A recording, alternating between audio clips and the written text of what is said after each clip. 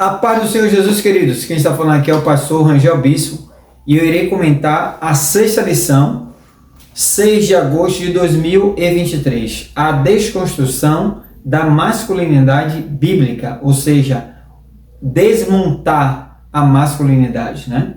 É o projeto que, infelizmente, muitos movimentos estão querendo. Vamos orar? Deus Todo-Poderoso, o Senhor que está acima de tudo e de todos. Senhor, o Senhor criou todas as coisas. Por isso, meu Deus, nos ajuda a esconder a Tua palavra no nosso coração para não pecarmos contra o Senhor. Deus, mais uma vez, se faz presente, Senhor. Abre nosso entendimento para poder compreender a Tua palavra, praticar a mesma, em nome de Jesus. Amém. Texto áureo.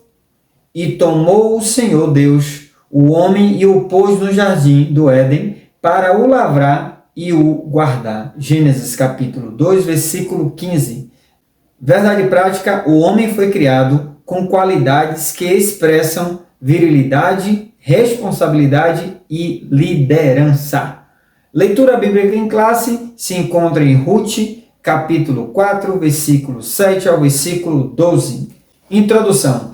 O conceito progressista de ruptura dos padrões bíblicos atua na desconstrução da masculinidade. Assim, os marcos judaico-cristão do papel do homem são questionados. Palavra-chave: masculinidade, macho, homem. Tópico 1. A masculinidade bíblica. Parágrafo 1. A criação divina do ser humano. Parágrafo 2. Característica da masculinidade. E parágrafo 3. A liderança masculina. Deus, como Criador do céu, da terra, Ele também é Criador do homem, do ser humano. E Deus criou tudo somente pela a palavra. Porém, ao homem, Ele criou com as suas próprias mãos. E disse: façamos o homem à nossa imagem e semelhança. Gênesis capítulo 1, versículo 27, está escrito que Ele criou macho e fêmea, homem e mulher. Deus criou o homem confiando e dando também tarefas de ser o provedor, o protetor, o guardião da família. É tanto que da costela de Adão formou-se Eva. Justamente, costela está debaixo do braço, representa proteção. O homem é o protetor, o guardião, o provedor da casa. Deus, como Criador, decidiu criar primeiro Adão, depois Eva. Foi dessa forma que Deus fez, e nós temos somente de obedecer a ordem do Criador. Deus está confiando a liderança a Adão. É tanto que quando Deus deu a ordem a Adão para que não comesse, Ele não deu a ordem a Eva, Ele deu ordem a Adão. Porém, quando Adão deixou de liderar e Eva tomou a atitude de liderança, veio realmente o pecado original. Porque foi Eva primeiro que pecou. Logo, Adão também participou, que Deus decidiu o homem sendo cabeça, mas Adão não entendeu. Mas o Senhor ratifica em toda a Bíblia, onde dando a liderança sempre ao homem. Juízes capítulo 4, versículo 8, está escrito: então lhe disse Baraque: se fores comigo, irei, porém se não fores comigo, não irei. Nos dias de Juízes, Débora era profetisa e também julgava o povo. Deus deu uma orientação para ela, para falar a Baraque, para ele ir guerrear. Mas ele disse: eu só vou se você for. Baraque representa muitos homens no dia de hoje. Homens frouxos, homens permissivos, homem que quer ser sustentado ao invés de sustentar, homem que tem de ser provedor, mas quer que a mulher venha prover as coisas dentro de casa. Essa é a verdade. Quantas pastoras hoje existem? Não é a vontade de Deus inicialmente, porque Deus chamou o homem, não foi a mulher. Mas por conta da frouxidão de muitos homens, as mulheres tomam a liderança. É dessa forma, não é machismo, é o que a palavra de Deus nos orienta. O homem é o cabeça. Porém, aos baraques, aos homens frouxos, Deus irá cobrar. Não esqueça que quando Deus deu a ordenança a Adão, Eva pecou primeiro. Claro que Deus sabia que quem pecou primeiro foi Eva. Mas o Senhor chamou Adão primeiro. Chamou a Adão e disse: Adão, onde estás? Por que Deus não falou: Eva, onde estás? Ele falou: Adão, onde estás? Porque a liderança está sobre a vida do homem. É dessa forma. Tudo na vida existe um manual, querido. E o manual da raça humana está aqui. Este é o manual. É a Bíblia. E se Deus deu a liderança do homem, o homem tem de realizar. Mas, infelizmente, tem muitos homens transferindo a sua responsabilidade. Mas não esqueça, se você estiver transferindo, Deus vai cobrar de você, primeiramente. Amém? Tópico 2, a erosão da masculinidade. Parágrafo 1, a apologia à homossexualidade. Em tempos pós-modernos, a ideologia de gênero, ou identidade de gênero, faz contínua investida de legitimação da homossexualidade. Esse conceito ignora as características física e biológica. Essa concepção invalida a criação divina da raça humana como um ser binário masculino e feminino. Gênesis 1, 27. Mas ensina que a identidade de gênero e a orientação sexual independem da anatomia do corpo. Assim, não aceita que os órgãos do sistema reprodutor humano sirvam de parâmetro para a sexualidade. Como consequência, a sexualidade antinatural é incentivada. Romanos capítulo 1, versículo 26 e o 27. Disso decorre uma crise de comportamento masculino no tempo presente. Romanos capítulo 1, versículo 26 e 27 está escrito: pelo que Deus os abandonou às paixões infâmias, porque até as suas mulheres mudaram o uso natural no contrário à natureza. E semelhantemente também os varões, deixando o uso natural da mulher, se inflamaram em sua sensualidade uns para com os outros, varão com varão, cometendo torpeza e recebendo em si mesmo a recompensa que convinha ao seu erro. Então, o que eles querem, esse movimento progressista, o marxismo cultural, dentre outras filosofias loucas e malignas, é mudar o uso natural. Deus criou Adão e Eva. Deus não criou Adão nem Ivo, nem criou Eva e Ivônia. De forma alguma, Deus criou macho e fêmea para se unir, para ser uma só carne. Deus é quem criou o sexo, com dois objetivos: para procriação, multiplicação da raça humana, e também para a satisfação do macho e da fêmea. E dessa forma, já se passaram bilhões de pessoas nesse planeta Terra, e também existe hoje, em média, de 7 a 8 bilhões de pessoas, graças ao nosso Criador, o Deus Todo-Poderoso. Parágrafo 2, responsabilidade negligenciada. Uma parcela é incapaz de sustentar sua própria casa, não pelo desemprego, mas pela aversão ao trabalho. Os efeitos desse comportamento resultam em inúmeros casos de desajustes familiares e divórcios. Tem muitos homens que não querem mais casar, porque não querem a responsabilidade de ser um provedor, um mantenedor, um protetor da família. Infelizmente. E tem muitos ainda que escolhem estar dentro de casa, sendo o tal chamado gigolô, aquele que é sustentado pela mulher. E infelizmente, tem muitos ainda que não querem mesmo essa responsabilidade de casar. Prefere estar solteiro, vivendo uma vida promíscua, do que realmente ser responsável por uma família, um projeto de Deus, porque família é projeto de Deus. E Deus criou dessa forma.